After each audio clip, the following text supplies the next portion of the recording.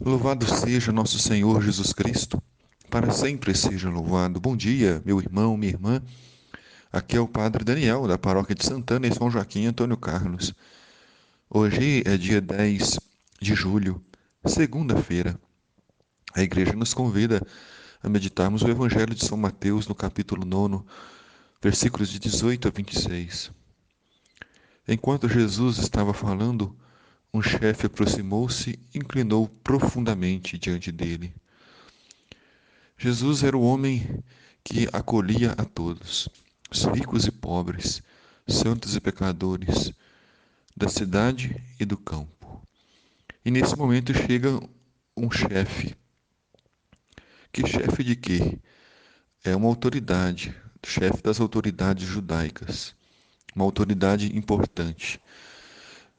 É para nós relevante considerar que nem todos os fariseus, nem todos os mestres da lei e doutores eram maus. Claro que havia um grupo que perseguia Jesus por inveja e por ciúme, mas havia um outro grupo de pessoas corretas, de pessoas generosas, de pessoas que viviam a santidade. E esse chefe representa essas autoridades que eram autoridades, mas não eram autoritárias, não eram possessivas e nem invejosas. Ele ouviu falar de Jesus, e então se inclinou em adoração diante dele e disse: Minha filha acaba de morrer, mas vem e põe tua mão sobre ela e ela viverá. Sem dúvida, a maior dor de coração de um homem e de uma mulher é a morte de seu filho. Tanto é que não existe na linguagem portuguesa nada que defina isso, pois um filho, quando perde sua mãe, ele é órfão. Mas uma mãe, quando perde um filho, um pai, quando perde um filho, não existe uma palavra para definir essa dor. Mas ele confia em Jesus, mesmo sabendo que após a morte não existia mais esperança. A princípio, a morte era o fim de tudo. Mas não, ele não desiste, ele crê, ele confia, ele pede a Jesus. Ao invés de ficar reclamando, chorando, ele vai até Jesus, rasga seu coração diante dele. Jesus levantou-se e o seguiu junto com seus discípulos. A atitude do mestre era aquela que era esperada, da bondade, da misericórdia. Imediatamente Jesus se levanta e vai junto com ele até a casa onde está a menina.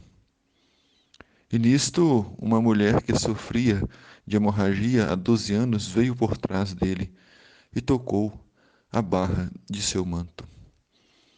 Então, de um, de um cenário, nós vemos uma outra cena do Evangelho. Uma mulher. As mulheres não eram bem-vindas no grupo dos homens, não se misturavam, não tinham nenhuma voz nem vez. Então aquela mulher não se atreve a falar com Jesus porque isso nem era permitido. Então ela pensa: se ao menos eu conseguir tocar no manto dele, ficarei curada. Aquele pai desesperado fala com Jesus.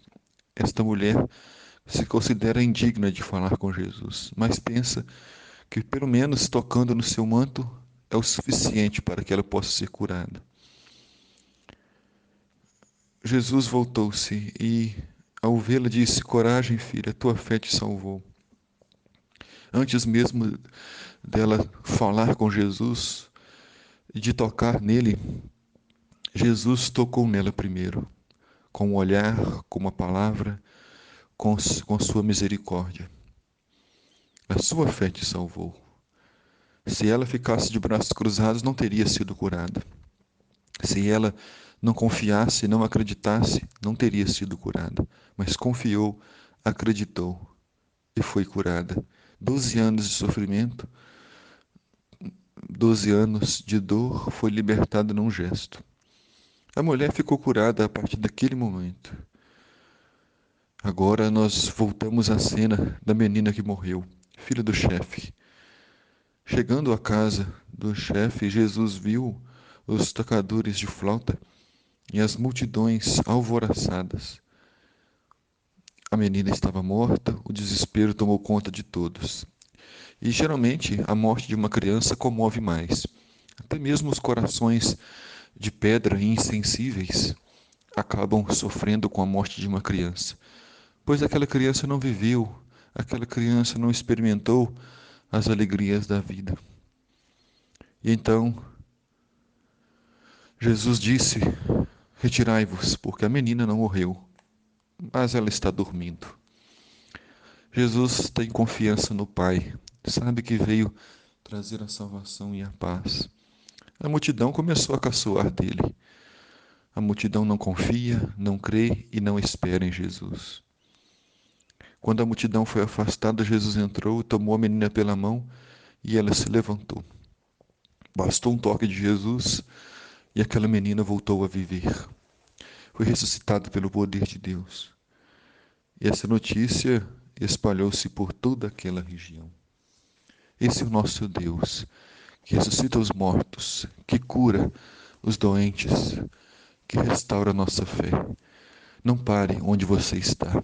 Deus tem muito a esperar de você. Deus pode tudo na sua vida. Confie nele. Isso é o suficiente. O Senhor esteja convosco. Ele está no meio de nós. Abençoe-vos, Deus Todo-Poderoso, Pai, Filho e Espírito Santo. Amém.